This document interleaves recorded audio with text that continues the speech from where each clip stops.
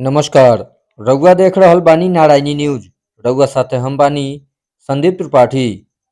साहेबगंज आ पूर्वी चंपारण के सीमा पर एतवार के महापंडित राहुल सांकृत्यायन स्मृति समारोह के आयोजन भइल। एह दौरान इनकर तैल्य चित्र पर माल्यार्पण कइल गइल। समारोह के अध्यक्षता डॉक्टर श्यामनाथ राय आ संचालन प्रगतिशील सांस्कृतिक मंच के सचिव रामनारायण राय प्रसाम कैलन। समारोह में शहीद गान के प्रस्तुति के बाद लिखित आलेख के पाठ रामनारायण राय प्रसाम कैले।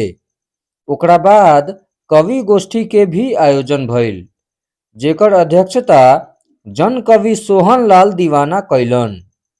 कवि गोष्ठी के शुरुआत वो साथी है मेरे कॉमरेड है, मेरे हर बात की खबर उन्हें प्रसाम लगे हैं से भइल।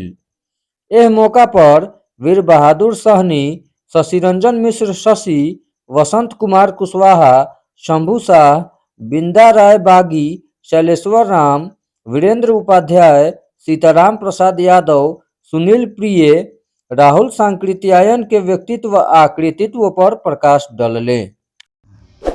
रउआ सभे नारायणी न्यूज के लाइक करी, सब्सक्राइब करी।